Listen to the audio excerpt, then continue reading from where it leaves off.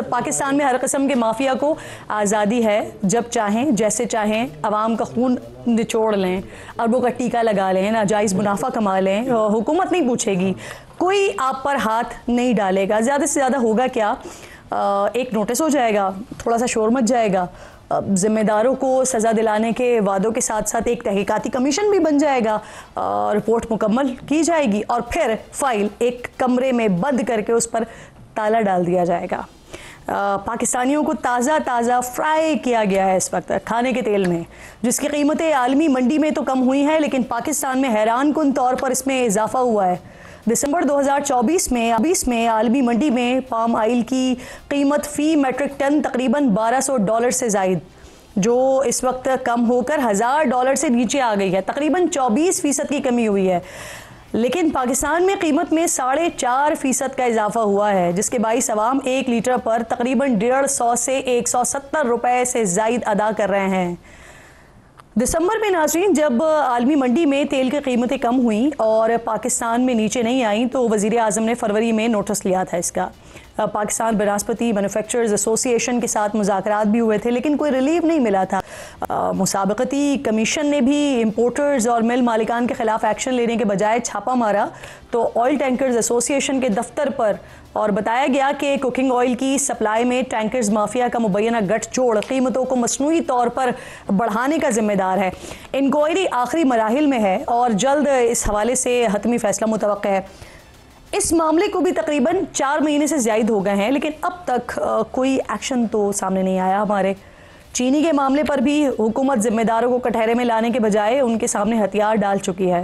Mills मालिकान से मुआहदे करके x मिल rate 165 रुपये फ़ी किलो तय कर दिया गया। और सोने पे सुहागा यहाँ पर यह है कि मिल्स मालिकान को ये भी यकीन दहानी बाकायदा तौर पर करवाई गई है कि वो हर महीने इसकी कीमत में 2 रुपये का इजाफा भी करेंगे, यानी महंगाई बढ़े या कम हो, चीनी की कीमत ऊपर ही जाएगी।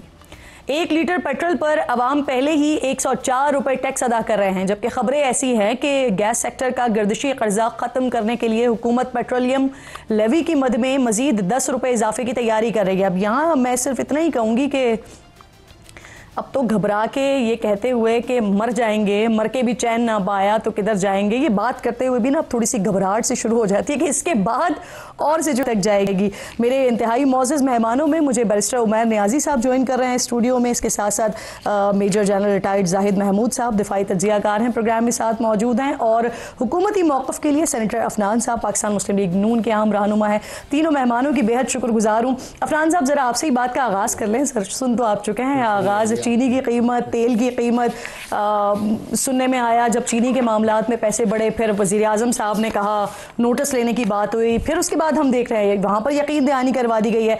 अब तेल का मामला, जब आलमी मार्केट में हम देख रहे हैं कीमतें कम हो रही हैं, तो यहाँ पर तो कुछ और सिचुएशन हो रही है। होना तो शायद ये चाहिए था कि हम देख रहे होते कि बड़े मियाँ साहब निकल रहे होते और वो जाकर पूछ रहे होते कि तेल की कीमतें कम हुई हैं, नहीं हुई हैं, आवाम को रिलीफ मिला है या नहीं मिला, लेकिन यहाँ तो पैसे बढ़ रहे हैं सर। जी बिस्मिल्लाहिर्रहमानिर्रहीम। देखिए, हमने जो आलमी मार्केटें हैं उसके हिसाब से जो है मामलात को लेके चलना होता है, लेकिन हमारे अपने भी लोकल डायनामिक्स हैं जिसको हमने देखना होता है। अब मिसाल के तौर पे ये काम करना बहुत आसान है कि आप तेल की कीमत कम कर दें जी, ठीक है, उससे होगा ये कि आपकी कंजम्पशन बढ़ जाएगी, क्योंकि ज़रा उसकी कीमत सस्ती हो गई। जब कंजम्पशन उसकी बढ़ जाएगी तो उसका इम्पैक्ट आप पे क्या आएगा कि आपके फॉरेन एक्सचेंज रिजर्व नीचे आने शुरू हो जाएंगे। तो ये खाली कोई ऐसी लोकल प्रोडक्ट नहीं है कि जो आप जिसको मैनेज कर सके इतनी आराम से। तो ये चीज़ है जिसको सामने रखते हुए तो ये सारी चीज़ें ठीक है। अगर आपकी बात को मैं अंडरस्टैंड भी करूं, तो फिर ये जो वज़ीर आज़म साहब नोटिस ले रहे होते हैं, फरवरी में वज़ीर आज़म का एक नोटिस होता है, तो फिर ये क्या, ये अवाम को तसल्ली देने के लिए नोटिस हो रहे होते हैं, क्योंकि उसके हो तो बर वक्त उसके बरक्स कोई काम हो रहा होता है। फिर आज भी एक और नोटिस होता है जो ECC नोटिस लेती है। तो ये सारी चीज़ें किस लिए होती हैं फिर, आवाम के लिए सिर्फ? नहीं, देखें, बात तो ये है कि तकरीबन 38% महंगाई का रेट था, जिसको हम पहले 28-27% पे लेके आए और उसके बाद उसको 4% पे ले आए। इस साल 4%, लास्ट ईयर 4% महंगाई थी। तो अगर आप ओवरऑल देखें तो इन्फ्लेशन को कंट्रोल तो कर लिया गया है, लेकिन ज़रा अगर आप 3 साल की पुरानी प्राइसेस लेके अभी उसको कंपेयर करेंगे तो अभी भी काफ़ी ज़्यादा है। और उसकी एक वजह बुनियादी यही थी कि जो अपहीवल आया है ये पीटीआई की नहीं, मैं तो बड़ा अब सादा से सवाल पूछ रही हूँ सर कि फिर ये नोटिस क्यों होते हैं? जो बात अभी बैठ के समझा रहे हैं, फिर वजीर आजम साहब को भी चाहिए कि यही सारी बातें समझाएं, ईसीसी को भी नोटिस लेने के बजाय चाहिए कि फिर आवाम को समझाएं कि क्यों पैसे बढ़ाए गए। वहां पर तो नोटिस हो जाते हैं, वहां तो ये बताएं कि भाई आप सस्ता इसलिए नहीं कर सकते क्योंकि आप खाएंगे ज्यादा। आप यही कह रहे हैं ना, खपत ज्यादा हो जाएगी। ये मैं नहीं कह रहा, ये तो मार्केट एक अपना डायनामिक्स, किसी से भी आप पूछ लें कि जो चीज़ सस्ती होगी उसकी खपत बढ़ जाएगी, ये तो आप किसी से भी आप पूछ सकती हैं। बात ये है कि प्राइम मिनिस्टर साहब ने इसकी कोशिश की है 165 रुपीज़ करने की, उन्होंने ऐलान भी किया, उसके ऊपर काम भी चल रहा है चीनी की कीमत को वहाँ पे रोकने की। हमने तकरीबन कोई 7,65,000 टन चीनी एक्सपोर्ट की, जैसे $400 मिलियन फॉरेन एक्सचेंज रिजर्व आपके बढ़े।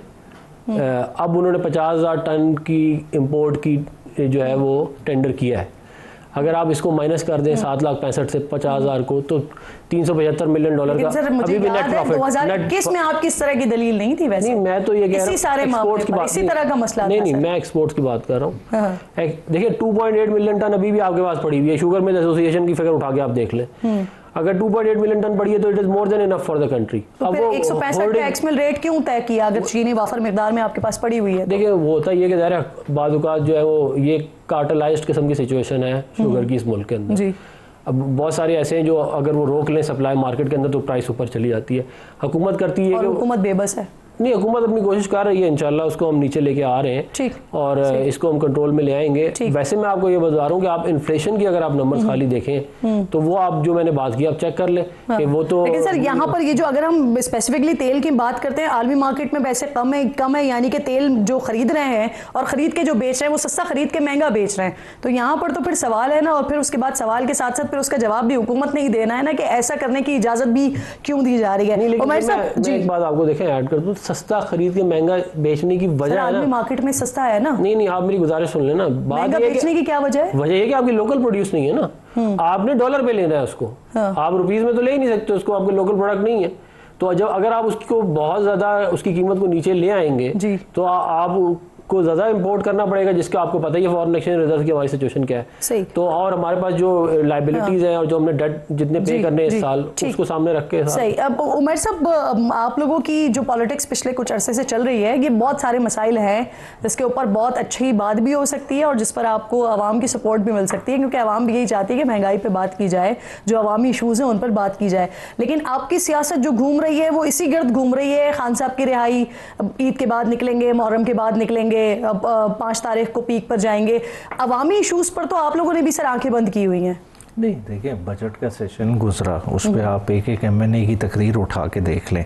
ये चीज़ें तो हमने बहुत पहले हाईलाइट की। चीनी का क्या फ्लोर ऑफ द हाउस पे नहीं बात किया गया। देखें चीनी भेजने के लिए आप उन्हें क्या इंसेंटिव आपने दिए, आपने उन्हें जीएसटी तक भी माफ़ किया, ठीक है। 18% जीएसटी था ना, आपने 0.5 खाली वसूल किया और बाकी माफ़ी दे के आपने कहा बाहर भेज दो। अगर वो यही लोकली बेचते तो उन्हें विदहोल्डिंग टैक्स भी लगना था, वो भी कंपोनेंट आपने वेव ऑफ किया। सारी फेवर्स एक कार्टेल को किसने दी और बाहर भिजवाई, ये सारी चीज़ों पे बात की। लेकिन सर आप लोग ओपिनियन मेकर्स हैं, आप लोग नैरेटिव मेकर्स हैं, आप लोग सोशल मीडिया पर नैरेटिव बयान करते हैं, बनाते हैं, तो यहाँ पर ये जो अवामी इशूज़ हैं उस पर अगर आप सेनेट में भी बात करने की बात कर रहे हैं या आपने नेशनल असेंबली में भी बात की, लेकिन इस तरह से अवामी इशू पे आप लोग निकले तो नहीं है ना। आपने उस तरह से तो आवाज नहीं उठाई है ना, जैसे आप अपनी पार्टी के हवाले से या खान साहब की रिहाई के हवाले से बात करते हैं।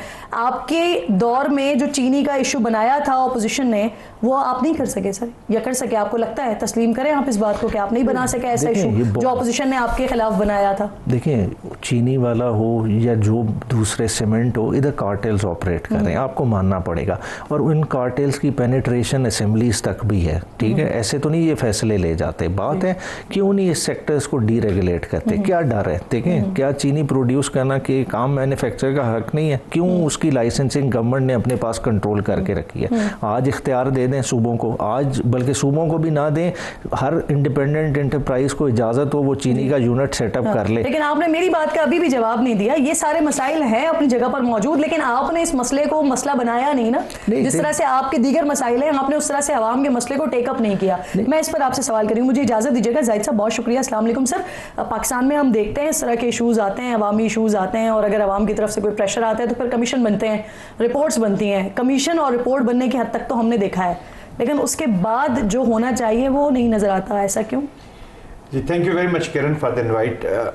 लेट मी कन्फेस कि हमारे अकाउंटेबिलिटी के इश्यूज ज़रूर हैं जी, और पाकिस्तान में ये जो सिचुएशन है, दो चीज़ें हैं, एक है पॉलिटिक्स और एक है गवर्नेंस। तो गवर्नेंस की शॉर्टफॉल्स हैं जी, और इसके इम्पेक्ट आता है डिफरेंट आवाम के ऊपर। ऑफ कोर्स प्रेशर तो आवाम के ऊपर हो रहा है, और ख़ास तौर पे फूड के मामले में पाकिस्तान इज़ अंडर स्ट्रेस। अभी गंदम का जिस तरह स्कैंडल्स भी हुए, फिर गंदम की काश्त रिड्यूस हुई है, तो हमारा एक जो आम किसान है वो तो बहुत स्ट्रेस में है जी हमने, और उसको वेव आउट भी नहीं नज़र आ रहा। इसी तरह भी शुगर का एक एवरी हाउस इज़ इफेक्टेड।